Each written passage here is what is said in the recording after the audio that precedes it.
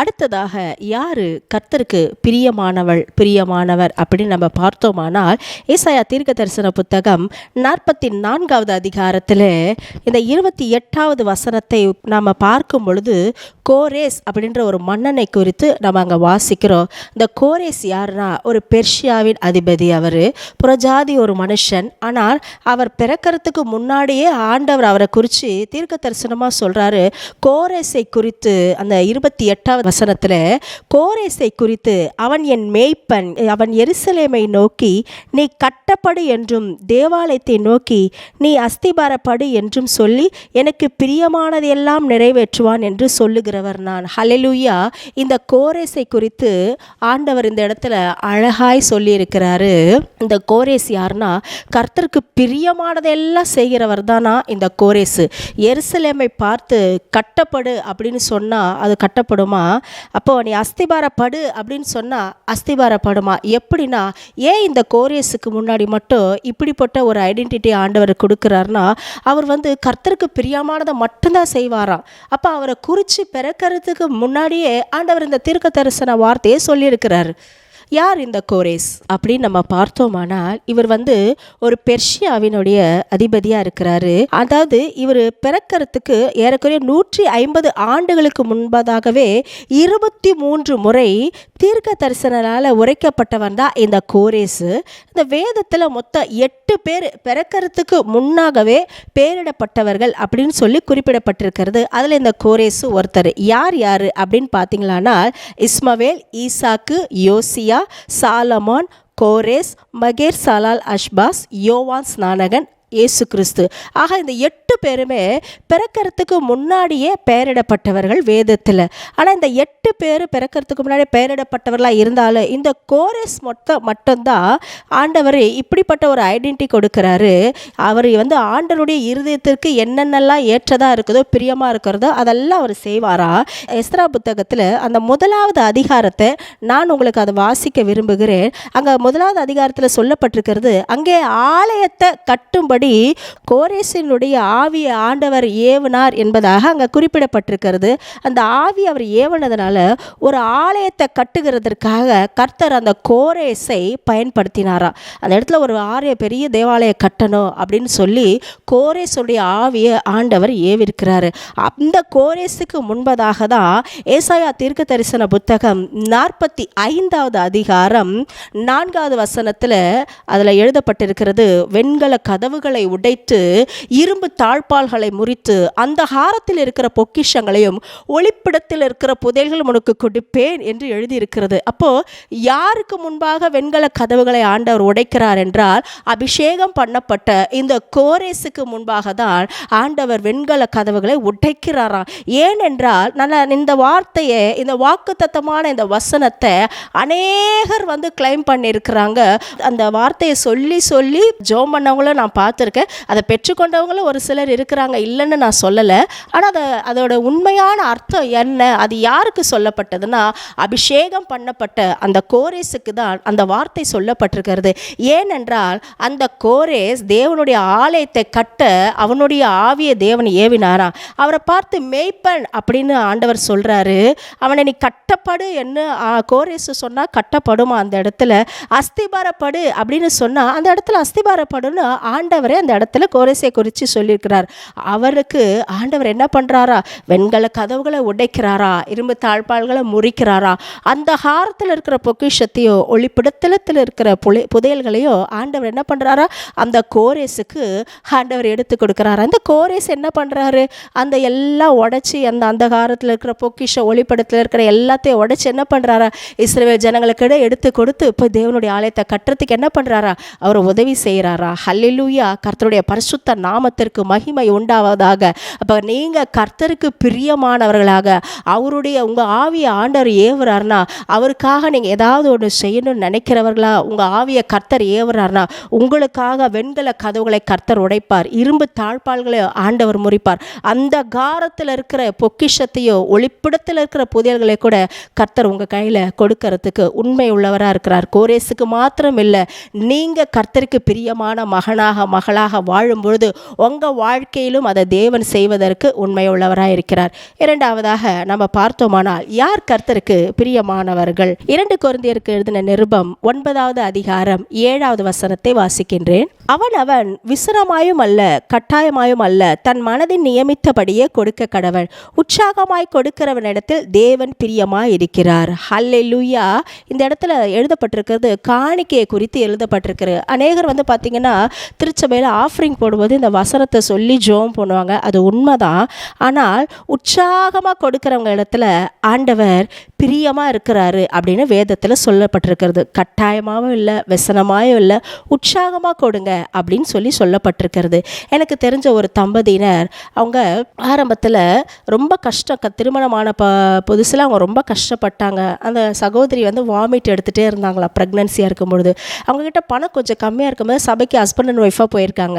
அவங்க போகும்பொழுது ஒருத்தரோட ஒருத்தர் பார்த்துட்டே இருக்காங்க, இவர் கையில் காசு இருக்கும் அப்படின்னு சொல்லிட்டு இவங்க கிட்ட இருந்த பணத்தை ஆஃபரிங் போடுறப்போ மொத்தமாக போட்டுட்டாங்க. அவங்க ஹஸ்பண்ட் என்ன நினச்சாரு, ஒய்ஃப் கிட்ட பணம் இருக்கும், நம்ம போகும்போது ஹோட்டலில் ஏதாவது சாப்பிட்டுட்டு போகலாம், அவளுக்கு எதாவது வாங்கி கொடுத்துடலாம், வாமிட் பண்ணுறாளே, கர்ப்பவதியாக இருக்காளே அப்படின்னு சொல்லிட்டு இவர்கிட்ட இருந்த மொத்த பணத்தை என்ன பண்ணார், உற்சாகமாக எடுத்து ஆண்டவர்கிட்ட போட்டுட்டாரு. ஆண்டவர் பாருங்கள், கர்த்தருடைய பரிசுத்த நாமத்திற்கு ஸ்தோத்திரம். அது ஒரு சாட்சியாக இருக்கிறது. இவங்க சர்ச்சு முடிச்சுட்டு வெளியில் வரும்பொழுது ஒருத்தரோட ஒருத்தர் கேட்குறாங்களாம், என்ன ஆச்சுப்பா, காணிக்க என்ன இது போட்டுட்டிங்களா, நம்ம சாப்பிட போகலாமா, அது உங்ககிட்ட இருக்கே அப்படின்னாரா. இவங்க சொல்கிறாங்களா, இல்லை உங்ககிட்ட இருக்குன்னு நினச்சி நான் போட்டுட்டேன். அப்போது ஒருத்தரோட ஒருத்தர் பார்த்துட்டு சொன்னாங்களா, சரி வாங்க நம்ம போயிடலாம், ஆண்டவர் நம்மளை நடத்துவார். வாமிட் எடுத்துகிட்டே ரொம்ப தூரம் அவங்க நடந்து போனாங்களாம் அந்த சகோதரி முடியாமல். ஆனால் இன்றைக்கி அவங்க ஒரு ஊழியக்காரங்களாக இருக்கிறாங்க. சபையை கட்டுறதுக்கு அவங்க எவ்வளோ பணத்தை கொடுத்துருக்குறாங்க. அநேக ஊழியர்கள் அவங்கள தாங்குறவங்களாக இருக்கிறாங்க. உற்சாகமாய் கொடுக்கிறவனிடத்துல தேவன் பிரியமாக இருக்கிறார். அந்த ஆரம்ப நாட்களில் அவங்கக்கிட்ட ஒன்றுமே இல்லை, ஆனால் அவங்களுக்கு கொடுக்குற அந்த இருதயம் பாருங்கள், தேவன் அவங்கள உயர்த்தி வைத்திருக்கிறார். ஊழியக்காரர்களாக அநேக ஊழியங்களை அவங்க தாங்குறவங்களாக மாறி இருக்கிறாங்க. அது மாத்திரம் இல்லை, தேவாலயத்தில் ஒரு ஏழை விதவை வராங்க. அந்த இடத்துல ரொம்ப அழகாக ஆண்டவர் அதை சொல்லியிருப்பார். ஆண்டவராக இயேசு கிறிஸ்து காணிக்கை பெட்டி இருக்கிற இடத்துல நின்றுட்டு இருப்பார். ஒரு ஏழை விதவை தாய் அந்த இடத்துல கடந்து வருவாங்க. எல்லாரும் ஆஸ்தியிலேருந்து எடுத்து போடுவாங்களாம். எடுத்து போடும்பொழுது இந்த ஏழை விதவை தாய் மட்டும் என்ன பண்ணாங்களா, 2 காசு மட்டும் எடுத்து போடுவாங்களாம். ஆண்டவர் அங்கே சாட்சி கொடுக்குறாங்க, இங்கே எல்லாரை காட்டிலும் இந்த மகன் என்ன பண்ணிட்டா, அதிகமாக போட்டா. இப்போ எல்லாருக்கும் ஆச்சரியம், எப்படி அவங்க 2 காசு தானே போட்டாங்க அப்படின்னாங்க. உங்ககிட்ட என்ன இருக்குதோ அதை எடுத்து வச்சுட்டு நீங்கள் எங்களுக்கு ஒரு பங்கு நீ போட்ட, ஆனால் அவகிட்ட என்ன இருக்குதோ கடைசியில் அதை மொத்தமாக எனக்கு போட்டுட்டா. ஹல்லேலூயா. அவகிட்ட இருக்கிறதே என்கிட்ட போட்டுட்டா. அப்போ முழு பலத்தோடு முழு சிந்தையோடு அவகிட்ட இருந்ததை அதையும் எடுத்துகிட்டு போய் என்ன பண்ணிட்டா, ஆண்டவர்கிட்ட அதை போட்டுட்டா. எல்லாரை காட்டிலும் இவ தான் அதிகமாக போட்டானா ஆண்டவரே சாட்சி கொடுக்குறாங்க. அப்போ கர்த்தருக்கு பிரியமானவங்க தன்னுடைய காணிக்கைகள்லையோ தசம பாகத்திலையோ கர்த்தருக்கு கொடுக்குற நன்மைகளில் உண்மை உள்ளவர்களாக இருப்பாங்க. இது வேதத்தில் பார்த்திருப்பீங்களானால் அப்போஸ்தல நடபடிகள் 5வது அதிகாரத்தில் ஒரு பயங்கரமான ஒரு சம்பவம் நடக்கும். அந்த இடத்துல பேதுரு சீனியர் பாஸ்டராக இருப்பார். நம்ம எல்லாருக்கும் தெரிஞ்ச ஒரு காரியம்தான். அவர் என்ன பண்ணுறாரு, அனனியால் சப்பிரால் என்ற தம்பதியினர் இருக்கிறாங்க. பேதுரு அங்கே சீனியர் பாஸ்டராக இருக்கும் பொழுது எல்லாரும் லேண்டு ப்ராப்பர்ட்டி எல்லாம் எடுத்துகிட்டு என்ன பண்ணுறாங்க, அப்போஸ்தலருடைய பாதத்தில் வைக்கிறாங்க, உற்சாகமாக கொடுக்குறாங்க. கொடுத்துட்டு இவங்க என்ன பண்ணுறாங்க, ஹஸ்பண்ட் அண்ட் ஒய்ஃபு ஒன்னஸ்ஸாக என்ன பண்ணுறாங்க, எல்லாரும் கொடுக்குறாங்க, நம்மளும் கொடுக்கணும். நம்ம கொடுக்கும்பொழுது என்ன ஆகுது, நமக்கு ஒரு நல்ல நேம் கிடைக்கணுன்றதுக்காக, எல்லாரும் மெச்சிக்கொள்ளணுன்றதுக்காக ஒரு பங்கை வஞ்சித்து வச்சுட்டு என்ன பண்ணுறாங்க, மீதி எடுத்துகிட்டு ஒரு காணிக்கை எடுத்துகிட்டு கொடுக்குறாங்க. எதிரும் அதை விரும்பலைன்னு வச்சுக்கோங்களேன். ஆனாலும் ஒன்னஸாக போய் சொல்கிறாங்க, ஒரு மன ஆவியோடு போய் சொல்கிறாங்க. இந்த காலத்தில் எதில் ஒரு மனதாக இருக்கணுன்றதே அவங்களுக்கு தெரியல. நிறைய பேருக்கு அப்படி தான் இருக்குது. ஆனால் பொய் சொல்கிறதுல ஒரு மனதோடு இருந்திருக்காங்க பாரு. ஹஸ்பண்ட் முதல்ல வர்றாரு, நிலத்தை இதுக்கு தான் வித்தியாப்பா அப்படின்னு பேதுரு கேட்குறாரு. ஆமாம் அப்படின்னு பொய் சொல்கிறாரு. பரிசுத்த ஆவியானவருக்கு விரோதமாக பொய் சொல்கிறாங்க. அப்போ என்ன சொல்கிறார், அந்த இடத்துல இந்த பணத்தை பார்த்துட்டு, பரிசுத்த ஆவிக்கு விரோதமாக நீ பொய் சொல்கிறே, இவ்வளோ தூஷணமாக. அந்த வசனத்தை நான் உங்களுக்காக வாசிக்கின்றேன். அப்போஸ்தலர் 5:5. அனனியா இந்த வார்த்தைகளை கேட்கவே விழுந்து ஜீவனை விட்டான். இவைகளை கேள்விப்பட்ட யாவருக்கு மிகுந்த பயம் உண்டாயிற்று. அதுக்கு முன்பதாக உள்ள வசனத்தை வாசிக்கிறேன். 4வது வசனம். அதை விற்கும் முன்னே அது உன்னுடையதா இருக்கவில்லையோ, அதை விற்ற பின்பும் அதன் கிரயம் உன் வசத்தில் இருக்கவில்லையோ, நீ உன் இருதயத்தில் இப்படிப்பட்ட எண்ணம் கொண்டதென்ன, நீ மனுஷரிடத்தில் அல்ல தேவனிடத்தில் பொய் சொன்னாய் என்று என்றார். ஹல்லேலூயா. இந்த வார்த்தையை பாருங்கள், பேதுரு எப்படி சொல்கிறார், வார்த்தையிலே அடிக்கிறார் பாருங்கள். நீ மனுஷங்கிட்ட இல்லைப்பா, ஆண்டவர்கிட்ட நீ பொய் சொல்கிற, நீ சாதாரண ஊழியக்காரங்க தானே அப்படின்னு நீ அற்பமாக நினச்சிட்டு வந்துட்டு நீங்கள் எங்கள் முன்னாடி பொய் சொல்கிற. ஆனால் இந்த இடத்துல யார் இருக்கிறாரு? பரிசுத்த ஆவியானவர் இருக்கிறாரு. ஆண்டவருக்கு முன்னாடி நீ என்ன பண்ணியிருக்கிற? ஊழியக்காரங்களை கனம் பண்ணாமல் நீ பொய் சொல்லியிருக்கிற. ஊழியக்காரங்க தானே அப்படின்ட்டு நீ பொய் சொல்கிற. துணிஞ்சு இந்த நாட்களில் ஊழியக்காரர்களுக்கு விரோதமாக துணிஞ்சு பேசுகிறவங்க, துணிஞ்சு செய்கிறவங்களுக்கு நான் கூட சில நேரம் இப்படி ஜெபம் பண்ணது உண்டு.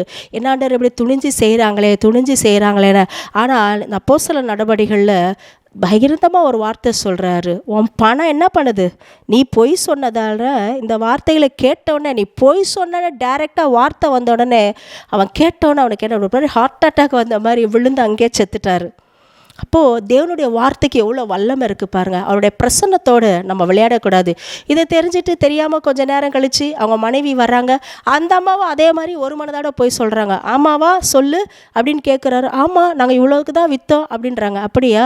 பொய் சொல்கிறதுக்கு ஒரு மனப்பட்டிருக்கீங்க 2 பேர்னு. உன் புருஷனை அடக்கம் பண்ண இடத்துல உடனே அடக்கம் பண்ணுவாங்கன்னு சொல்லிட்டாரு. கேட்டோன்னே அவளும் என்ன பண்ணிட்டா? அப்படி விழுந்து இறந்துட்டாங்க. ஏன்னா அன்புக்குரியவர்களே, கர்த்தருடைய பிரசன்னத்தை நீங்கள் அசட்டை பண்ணாதீங்க. ஊழியக்காரர்களை கேவலமாக நினைக்காதீங்க. ஊழியக்காரங்க தானே அப்படின்னு நீங்கள் நினைக்காதீங்க. அவங்க தேவனுடைய ஸ்தானாதிபதிகள். அவங்களுக்கு கொடுக்க வேண்டிய கனத்தை நீங்கள் கொடுங்க. அவங்க ஆண்டவருக்கு முன்னாடி நிற்கிறவங்க. அப்போ பாருங்கள், எவ்வளோ ஒரு அனாய்டிங்கில் பேதுரு அந்த நாட்களில் இருந்திருந்தா அந்த வார்த்தை வல்லமையாக புறப்பட்ட உடனே அப்படி ஒரு பயங்கரமான சம்பவங்கள் நடந்திருக்கும். கர்த்தருக்கு பிரியமானவங்க ஆண்டவருடைய தசம பாகத்தையோ காணிக்கையோ வஞ்சித்து வைக்கவே மாட்டாங்க. தனக்கு உண்டானதை எல்லாத்தையும் என்ன பண்ணிடுவாங்க? ஆண்டவருக்கு கொடுப்பாங்க. அப்போஸ்தலர் நாட்கள் அப்படி தான் இருக்குது. நிலத்தையும் பொருளும் எல்லாத்தையும் விற்று அப்போஸ்தலருடைய பாதத்தில் வச்சாங்களாம் எல்லாரும் காணிக்கைகளெல்லாம். அப்படி அந்த நாட்களில் கொடுத்தவங்க தான் கர்த்தருக்கு பிரியமானவர்களாக வாழ முடியும். நான் சொன்ன அந்த சகோதர சகோதரிகள் இன்னைக்கு நல்ல நிலைமையில் இருக்கிறாங்க. ஆண்டவருடைய கிருபையில் நீங்கள் உங்களுடைய தசம பாகத்திலையோ உங்களுடைய காணிக்கையிலையோ இல்லை தேவனுக்கோ மற்ற ஊழியங்களுக்கு கொடுக்கறதுல நீங்கள் எப்படி உண்மையாக இருக்கிறீங்க? நீங்கள் எந்த அளவுக்கு ஆண்டவருக்கு பிரியமாக இருக்கீங்க? நீங்கள் அதை சோதிச்சு பாருங்கள். கர்த்தருடைய பரிசுத்த நாமத்திற்கு மகிமை உண்டாவதாக. கடைசியாக, யார் கர்த்தருக்கு பிரியமானவர்? தானியேல் தீர்க்கதரிசன புத்தகம் 9வது அதிகாரம் 23வது வசனம்.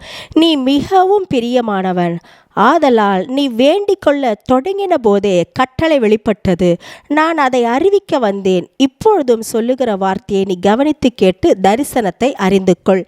ஹல்லேலூயா. இந்த இடத்துல தானியேல் உபவாசம் பண்ணி தன்னுடைய பாவங்களை அறிக்கை செய்கிறாரு. அந்த 9வது அதிகாரம் முழுவதுமே 21 வசனங்கள் வரைக்கும் நீங்கள் பார்த்திருப்பீங்களானால் முற்பிதாக்களுடைய பாவங்கள், முன்னோர்களுடைய பாவங்கள், அவருடைய பாவங்கள் எல்லாவற்றையும் அறிக்கை செய்து வந்து அவர் ஆண்டவர்கிட்ட மன்றாடி ஜெபிக்கும் பொழுது அந்த இடத்துல கர்த்தருக்கு பிரியமானவன் ஆதலால் நீ வேண்டிக் கொள்ள தொடங்கும் பொழுதே கட்டளை என்ன பண்ணதா வெளிப்பட்டது அப்படின்னு சொல்கிறாராம். அப்போது ஆண்டவர் தானியேலை ரொம்ப பிரியமானவராக இருந்திருக்கிறாரு. எதனால் அவர் பிரியமானவராக இருந்திருக்கிறாரு? ஒரு முக்கியமான காரணம் என்ன காரணம்னா, தானியேல் ராஜாவினுடைய போஜனத்தினால தன்னை தீட்டுப்படாமல் காத்து கொண்டவர். தானியேலுடைய ஸ்டோரி நம்ம எல்லாருக்குமே நல்லா தெரியும். ஆனால் அதில் நிறைய விஷயங்களை நம்ம தியானிக்க முடியும்.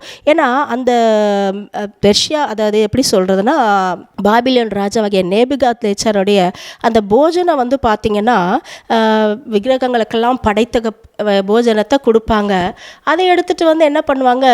எல்லாருக்கும் கொடுப்பாங்க. எல்லாரும் அங்கே இருக்கிற அடிமைகளாக கொண்டு போனவங்களுக்கு, அதில் இருக்கிற செலக்ட் பண்ண பிள்ளைங்களுக்கு இந்த சாத்ராக், மேஷாக், ஆபேத்நேகோ இன்க்ளூடிங் தானியேல் எல்லாவற்றிலும் அவங்களுக்கெல்லாம் கொடுக்கும் பொழுது என்ன பண்ணாங்களா, இவங்க நாங்கள் நல்லா அந்த மாம்சம்லாம் சாப்பிட மாட்டோம், பருப்பு சாதம், காய்கறிகள் இதுவே போதும்னாங்களா. ஏன்னா அந்த போஜனத்தினால தன்னை தீட்டுப்படாமல் காத்து கொண்டவர்களாக இருந்தாங்க. தானியேலும் தன்னை தீட்டுப்படாமல் காத்து கொண்டவராக தான் இருந்தாரா. இரண்டாவது பார்த்திருப்பீங்களானால் 3 வேளை பிரதிஷ்டையாக தானியேல் ஜெபிக்கிறவர்களாக இருந்தாரா. அவருடைய ஜெபத்தோட நேரம் ஒரு நாளும் திருடப்படாதான். ஆண்டவருக்கு கொடுக்க வேண்டிய அந்த நேரத்தை சரியான நேரத்தில் கொடுக்கிற ஒரு மனிதராக இருந்தாரா. சிங்கக்கெபில தூக்கி போட்டாங்க. சிங்கக்கெபில தூக்கி போடும்பொழுது சிங்கத்தோட வாயை எப்படி ஆண்டவர் கட்டினாரு? ஜெபத்திலே அடிச்சாருன்னு தான் நம்ம சொல்லலாம். வேதத்தில் தாவீது சிங்கத்தோட வாயை கிழிச்சு கொன்று போட்டார், ஆட்டுக்குட்டி மாதிரி. அதே போல் சிம்சோன் சிங்கத்தை அடித்து கொண்டாராம். அதே மாதிரி பெனாயா பாலசிங்கங்களை அடித்து கொண்டாருன்னு நம்ம வேத வசனத்தில் வாசிக்கிறோம். ஆனால் தானியேல் மட்டும் பாருங்களேன், சிங்கத்தை தொடவே இல்லை. தூக்கி சிங்கக்கோப்பையில் போடுறாங்க. அங்கே என்ன நடக்குது? உள்ள சிங்கக்கோப்பையில் போயிட்டு நல்லா ஒரு ஜெபம் பண்ணிகிட்டே இருந்திருப்பார் அப்போ கூட. ஆனால் எதனால்? அவருடைய பிரதிஷ்டைக்கு ஒரு சோதனை அந்த இடத்துல வருது. 3 வேளை நீ ஜெபம் பண்ணுறியா, அவன் ஜெப நேரத்தை திருடுறான், ராஜாவை தவிர வேற யாரையும் தொழுது கொள்ளக்கூடாதுன்னு ஒரு சட்டம் பிறப்பிக்கப்படுது. அந்த சட்டம் நீ என்ன வேணாலும் நீ போட்டுக்கோ, நான் என் தேவனாகிய ஆண்டவருக்கு நான் கொடுக்க வேண்டிய நேரம், அவருக்கு கொடுக்க வேண்டிய அந்த ஜெப நேரத்தை நான் யாருக்குமே திருட மாட்டேன், அதை நான் கொடுக்க மாட்டேன். அதனால் என்ன பிரச்சனை வந்தாலும் பரவாயில்ல, ஹல்லேலூயா, நான் அதை ஃபேஸ் பண்ண ரெடின்னு சொல்லிட்டு எஸ்லேமை பார்த்து கையை நீட்டி திரும்ப முழங்கால் படிட்டு ஜெபிக்க ஆரம்பிச்சாராம் 3 வேளை. நாம் இன்றைக்கி யோசிக்கலாம், எத்தனை நேரம் நம்ம ஒரு நாளைக்கு ஜெபம் பண்ணுறோம்? ஒரு நாளைக்கு 1 மணி நேரமாவது நம்ம ஜெபம் பண்ணுறோமா? ஏசு கிறிஸ்து சொன்னார்ல, நீங்கள் சோதனைக்குட்பாடாத படிக்க 1 மணி நேரமாவது ஜெபம் பண்ணணும். பிகினர்ஸாக இருக்கிறவங்களுக்கு 1 மணி நேரம், நல்ல ஆவியில் நீங்கள் வளர்ந்துருக்கீங்க, 10 வருஷம் விசுவாசினா கண்டிப்பாக நீங்கள் ஒரு 2 மணி நேரம் 3 மணி நேரம் ஜெபிக்கிறவங்களாம் மாறலாம். அதிகாலையில் ஒரு 1.5 மணி நேரம் ஜெபிக்கிறீங்களா, மத்தியானம் ஒரு 1 மணி நேரம், சாயங்காலத்தில் இப்படி அதிகமாக தேவனுக்கு நேரங்களில் செலவிடர்களாக இருப்பீங்களா? அப்படி நீங்கள் இருக்கும் பொழுது தான் நீங்கள் கர்த்தருக்கு பிரியமானவர்களாக நீங்கள் வாழ முடியும். ஏன்னா இந்த தானியேலை பார்த்திருப்பீங்களானா, அவர் உபவாசம் பண்ணி ஜெபம் பண்ணுறாரு 21 டேஸு. அந்த 21 டேஸ் ஃபாஸ்டிங்கில் அவருக்கு பதில், அவர் இப்போ ஃபாஸ்டிங்கை தொடங்கிறதுக்கு முன்னாடியே பதில் கடந்து வந்துடுது. ஆனால் அந்த பதிலை கடந்து வர்றதுக்கு தான் 21 நாள் ஆயிருக்கு. பிசாசான அந்த இடத்துல தடைப்படுத்துகிறான். தானியேலுக்கே தடைப்படுத்துகிறான்னா நம்மளாம் எந்த மாத்திரம் கொஞ்சம் யோசிச்சு பாருங்க. அவ்வளோ பாவங்களை அறிக்கை செய்து ஜெபிக்கிறார் தானியேல். முற்பிதாக்களுடைய பாவங்கள், முன்னோர்களுடைய பாவங்கள்லாம் அந்த 9வது அதிகாரம் முழுவதும் வாசித்திருப்பீர்களானால் அவர் அறிக்கை செய்கிறாரு. அப்போ அந்த கட்டளை பிறப்பிக்கப்படுறதுக்கு தேவதூதன் 21 நாள் ஆகுது. அந்த தானியேல் 3 வேளை 3 வேளை நல்ல பிரதிஷ்டையோடு ஜெபிக்கிற ஒரு மனுஷனாக இருந்தார். அந்த பிரதிஷ்டையிலேருந்து அவர் மாறவே இல்லை. காலையிலேயோ ஜெபிப்பார், சாயங்காலத்தில் ஜெபிப்பார், மதியானத்தில் ஜெபிக்கிறவராக இருந்தார். நீங்கள் அந்த நாட்களில் உங்களை ஆராய்ந்து அலசி பாருங்கள். கர்த்தாவே, உங்களுக்கு பிரியமான மகளாக நான் இருக்கிறேனா, உங்களுக்கு பிரியமான மகனாக நான் இருக்கிறேனா, நான் என் ஜெபத்தில் கரெக்டான நேரத்தை உங்களுக்கு கொடுக்குறேனா, உங்களை துதிக்கிறதுல நான் கரெக்டாக இருக்கிறேனா, உங்களுக்கு கொடுக்குற ஆஃபரிங்கில் நான் உண்மையாக இருக்கிறேனா, இதெல்லாம் நீங்கள் சிந்திச்சு பார்த்து உங்கள் வழிகள் எல்லாம் நீங்கள் செவ்வாய்ப்படுத்தும் போது நீங்கள் கர்த்தருக்கு பிரியமானவர்களாக, கர்த்தருக்கு பிரியமான மகனாக நீங்கள் நிச்சயமாக மாற முடியும். ஏசாயா தீர்க்க தரிசன புத்தகம் 43வது அதிகாரத்தில் 4வது வசனத்தில் பார்த்திருப்பீர்களானால், நீ என் பார்வைக்கு அருமையானபடியினால் கனம் பெற்றாய், நானும் உன்னை சிநேகித்தேன், ஆதலால் உனக்கு பதிலாக மனுஷர்களையும் உன் ஜீவனுக்கு ஈடாக ஜனங்களையும் கொடுப்பேன் அப்படின்னு சொல்லி யாரை குறித்து சொல்கிறாருன்னா, யாக்கோபை குறித்து அந்த இடத்துல பேசப்பட்டிருக்கிறது. யார் இந்த யாக்கோபு? ஈசாக்கனுடைய 2வது மகன். ஆனால் அவர் சேஷ்டபுத்திர பாகத்தை என்ன பண்ணிட்டாரு? அண்ணன்கிட்ட இருந்து திருடிக்கிட்டாரு தான். எத்தனை பேர் வாங்கினாரு? மாமனார் வீட்டுக்கு போனார், மாமனாரையே ஏமாத்தினார், மாமனார் பதிலுக்கு ஏமாத்தினார், 2 மனைவிகளை கல்யாணம் பண்ணார், எல்லாவற்றிலும் ஃபெயிலியர், வாழ்க்கையெல்லாம் போராட்டம் ஃபெயிலியர். ஒரே மகள் இல்லையா, அவமானபங்கப்பட அந்த மகள் என்ன பண்ணிட்டா? தீட்டுப்படுத்தப்பட்டுட்டா. அது மாத்திரம் இல்லை, எல்லா சோதனைகளையும் அனுபவிச்சுட்டு திரும்ப அங்கேருந்து சொல்லாமல் கொள்ளாமல் ஓடி வர ஒரு மனுஷன்தான். ஆனால் ஏசாக்கிட்ட ஆண்டவர் போய் பேசுகிறார், யாக்கோபை ஒன்றும் செய்யாதுன்னுட்டு இல்லையா. ஆண்டவர் யாக்கோபுக்காக அந்த இடத்துல பேசுகிறார். அவரை தான் குறித்து ஆண்டவர் சொல்கிறாரு, என் பார்வைக்கு அருமையானபடினால் கனம் பெற்றாயா. நீங்கள் எப்பேற்பட்ட ஆட்களாக இருந்தாலும் அதே யாக்கோபா ஆண்டவர் எப்போ ஆசீர்வதிக்கிறார்? யாக்கோபு தெரிந்து கொள்ளப்பட்ட ஒரு மகன். அவர் ஆண்டவர் எப்படி ஆசீர்வதிக்கிறார்? எல்லா சந்ததி எல்லாம் அவங்க குடும்பத்தை எல்லாம் திரும்ப கூட்டிகிட்டு வரும்போது பிள்ளைகள் எல்லாம் ஒரு இடத்துல அக்கறைப்படுத்திட்டு பிந்தி யாக்கோபு தனித்திருந்தான் அப்படின்னு வசனம் சொல்லுது. இப்போ அவங்க பிந்தி தனித்திருந்தன. நிறைய பேர் சொல்லுவாங்க, குடும்பத்தை விட்டுட்டு பொண்டாட்டி பிள்ளைங்களை விட்டுட்டு ஊழியத்துக்கு போகணும், இல்லை நீ கணவனை விட்டுட்டு ஊழியத்துக்கு போகணும். அதெல்லாம் தப்பான ஒரு கான்செப்ட். அங்கே அழகாக சொல்லப்பட்டிருக்கிறது, பின்னும் யாக்கோபு பிந்தி தனித்திருந்தான். எல்லாரையும் அக்கறைப்படுத்திட்டு எல்லாருக்கும் செய்ய வேண்டிய கடமையை செஞ்சுட்டு போய் தனியாக ஆண்டவரோடு என்ன பண்ணுறாரு? சஞ்சரித்து ஜெபம் பண்ணுறாரு. இன்னைக்கு நீங்கள் என்னை ஆசீர்வதிச்சு தான் ஆகணும். அப்போ போராடி ஆண்டவரை மேற்கொள்கிறாரா? மனுஷரோட ஆண்டவரோட போராடி மேற்கொண்டாயேன்னு ஆண்டவரே சாட்சி சொல்கிறாராம். பொழுது விடிய போதான், விடிஞ்சு போயிடுதான். ஆண்டவர் சொல்கிறாராம், பிடிச்சிட்டாரா? இல்லை, நீங்கள் என்னை ஆசீர்வதிச்சாதான் ஆசீர்வதிக்கலை, நான் உங்களை விட மாட்டேன் அப்படின்ட்டு ஆண்டவரை பிடிச்சிட்டாரா. ஆண்டவர் கெஞ்சுறாரா, டே என்னை விட்டுருடா, நான் போகிறேன் அப்படின்னு சொல்லி கெஞ்சுறாரா. அப்போது நீங்கள் உங்களுடைய ஜபத்தில் பரலோக ராஜ்யத்தை பலவந்தம் பண்ணப்படுறவங்களா நீங்கள் இருக்கிறீங்களா? பலவந்தம் பண்ணுறவங்க தான் அதை பிடித்து கொள்ள முடியும்னு வசனம் இருக்குது. அப்போது நீங்கள் கர்த்தருக்கு பிரியமானவர்களாக இருந்தால் உங்கள் ஜபங்கள்லாம் நீங்கள் பதில் வரலன்னா ஆனால் பலவந்தம் பண்ணி ஆண்டவரை பிடித்து கொண்டு ஜெபிக்கிறவங்களா நீங்கள் இருக்கணும். அதுதான் எங்கள் யாக்கோபை குறித்து சொல்கிறாரு. கர்த்தருடைய பார்வைக்கு அருமையானபடினால கனம் பெற்றானா, அருமையான மகன். அப்போது ஸ்நேகிக்கிறாரு, பிரியமானவனாக இருக்கிறாரு.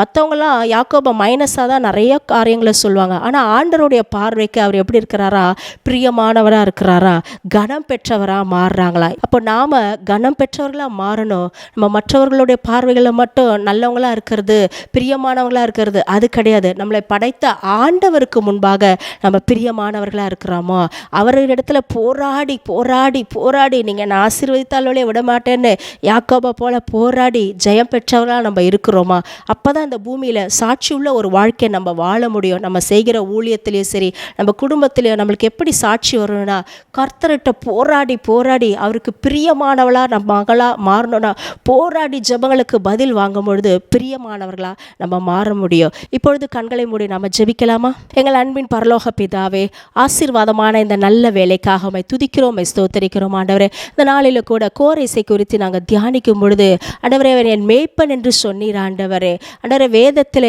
பிறப்பதற்கு முன்பதாக 8 பேர் பெயரிடப்பட்டவர்கள் இந்த கோரேசு ஒருவன். ஆண்டவரே, ஆண்டவரே, நீங்கள் அவருக்கு வெண்கல கதவுகளை உடைத்து இரும்பு தாழ்பால்களை முறித்து அந்தகாரத்தில் இருக்கிற பொக்கிஷங்களையும் ஒளிப்பிடத்தில் இருக்கிற புதல்களை நீங்கள் கோரேசுக்கு கொடுக்க சொன்னீங்க. ஆண்டவரே, உங்கள் தேவாலயத்தை கட்ட அவன் ஆவியை ஏவுனீங்க. ஆண்டவரே, உமக்கு கனம் பெற்றவனா, உமக்கு பிரியமான ஒரு மனுஷனா, பிறக்கிறதுக்கு முன்னாடி சாட்சி பெற்ற ஒரு மனுஷனா இருக்கிறான். ஆண்டவரே, அதே போல் இந்த நிகழ்ச்சியை பார்த்து கொண்டிருக்கிற ஒவ்வொரு சகோதர சகோதரிகளும் உமக்கு பிரியமான மகனாக மகளாக ஆண்டவரே மாறணும். உங்களுடைய ஊழியங்களுக்காக செய்கிற பிள்ளைகளாக மாறணும். உற்சாகமாய் காணிக்கை கொடுக்கிறவர்களாய் மாறணும். தசமபாகம் கொடுக்கிறவர்களாய் மாறணும். அனனியால் சப்பிராலை போல வஞ்சித்து வைக்கிறவர்களாய் இருக்கக்கூடாது. ஏசப்பா, ஆண்டவரே, அநேக சபைகளில் இப்படிப்பட்ட காரியங்கள் நடக்கிறது. ஆண்டவரே, ஊழியருக்கு விரோதமாக முறுமுறுக்கிறாங்க, இவங்க காணிக்கை கேட்குறாங்க, அவங்க காணிக்கை கேட்குறாங்க, கொடுக்கிறத ஆண்டவருக்கு கொடுக்குறாங்க. ஆண்டவரே, அந்த ஒரு எண்ணத்தோடு உமக்கு பிரியமான மகளாய் மகனாய் உற்சாகமாய் கொடுக்கிற பிள்ளைகளாய் மாற வேண்டும். ஆண்டவரே,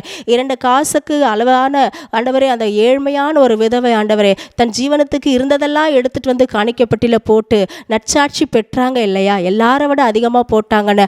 அப்படிப்பட்ட சாட்சி தான் இந்த நாட்களில் பிள்ளைகளுக்குள்ள வேணும். தனக்கு என்ன இருக்குதோ கர்த்தருக்கு அதை முழுமனதோடு உற்சாகமாக கொடுக்கிற ஒரு இருதயம் பிள்ளைகளுக்குள்ள வர வேண்டும். ஆண்டவரே, தானியேல் பிரதிஷ்டையில் உண்மையாக இருந்தால் மற்றவர்களுக்காக பாவ அறிக்கை செய்து ஜெபித்து ஆண்டவரே பதிலை பெற்றுக்கொண்டார். ஆண்டவரே, பிரதிஷ்டையில் உண்மையாக இருக்கும்போது ஆண்டவரே பிரியமான மகனாய் மகளாய் மாற வேண்டும். ஆண்டவரே, அவர் ஜெபிக்கும் பொழுதே கட்டளை வெளிப்பட்டதே, உபவாசித்து தொடங்கும் பொழுதே கட்டளை வெளிப்பட்டது என்ற வார்த்தையின்படி ஜெபிக்கும் போது, மற்றவர்களுக்காக ஜெபிக்கும் போது, பாவ அறிக்கை செய்து ஜெபிக்கும் பொழுது ஆண்டவரே சகோதர சகோதரிகளுக்கு கட்டளை புறப்படுவதாக. ஆண்டவரே, யாக்கோபை குறித்து நாங்கள் பார்க்கும் பொழுது கர்த்தர் ஆண்டவரே கனம் பெற்றவனாய் இருந்தால் என்று வாசிக்கிறோமே.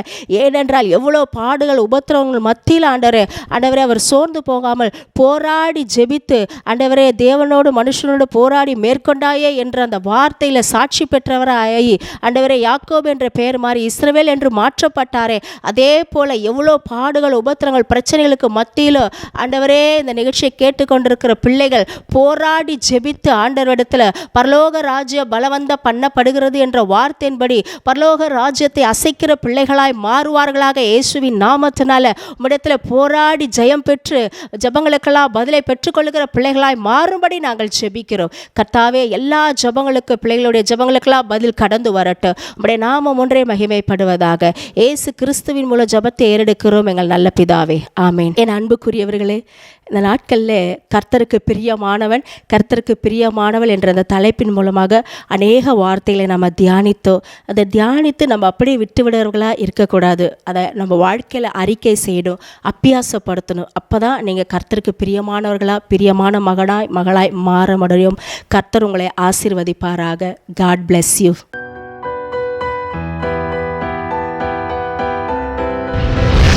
கர்த்தர் உங்களை ஆசீர்வதிப்பாராக.